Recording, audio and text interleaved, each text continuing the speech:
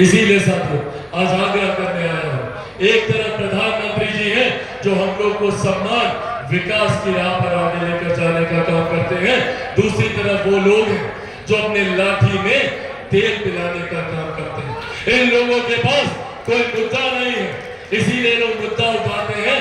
कभी संविधान खत्म हो जाएगा, कभी आरक्षण खत्म हो जाएगा, कभी लोकतंत्र खत्म हो जाएगा। याद कीजिए 2015 का विधानसभा का चुनाव, पूरा चुनाव राजद के नेताओं ने आरक्षण समाप्त हो जाएगा, आरक्षण समाप्त हो जाएगा को लेकर ये चुनाव लड़ने का काम किया।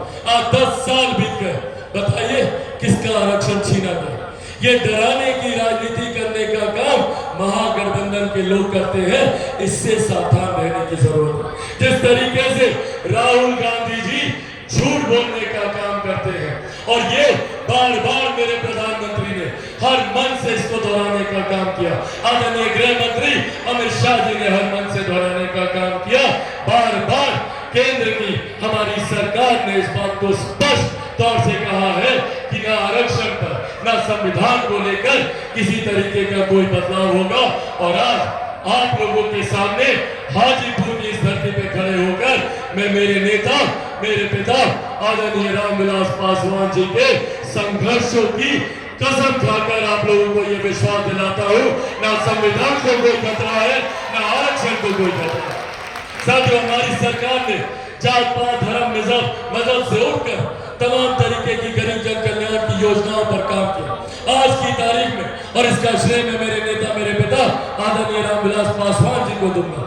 आज भी देश में प्रधानमंत्री गरीब जन कल्याण योजना के तहत 81 करोड़ लोगों को मुफ्त में राशन दिया जा रहा है। ये देश हमारे प्रधानमंत्री जी और मेरे पिता आदरणीय रामविलास पासवान जी की है। आप लोगों को मिलता है ना राशन? किन लोगों को मिलता है? हाथ उठाकर बताइए, हाथ उठाकर बताइए। ये सोच है मेरे प्रधानमंत्री जी की, मुख्य धारा के साथ गरीबों को बाहर निकाल कर जोड़ने की। पिछले 10 सालों में 25 करोड़ से ज्यादा गरीब परिवार मुख्य धारा के साथ जुड़ने का काम किया। और दूसरी तरफ ये लोग भ्रम फैलाते हैं आरक्षण समाप्त हो जाएगा।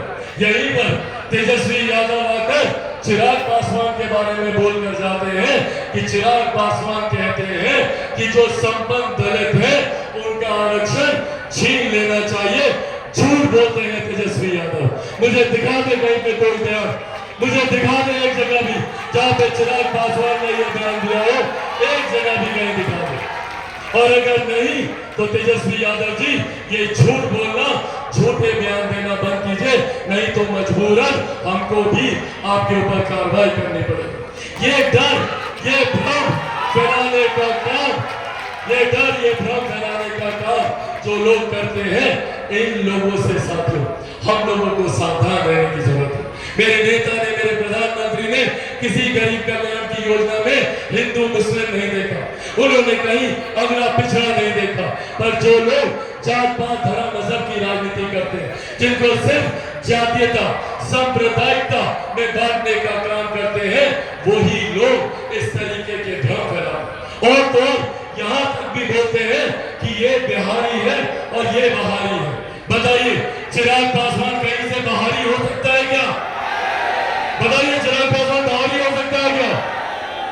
ये मेरी मिट्टी है, ये मेरी जमीन है, इस जमीन में मेरे पिता का खून पसीना मिला हुआ, ये मेरी जमीन है। और जो लोग बोलते हैं कि भैया चिराग पासवान बहारी है, तो वो लोग कौन लोग हैं जो विदेश से आते हैं और टूरिस्ट बनकर यहाँ पर चुनाव लड़ने का काम करते हैं? साथियों, आज बस आप लोगों से इतना आग्रह करूंगा कि जरूरी है विकास की राह से जुड़े रहें। जरूरी है कि जब हम लोग 4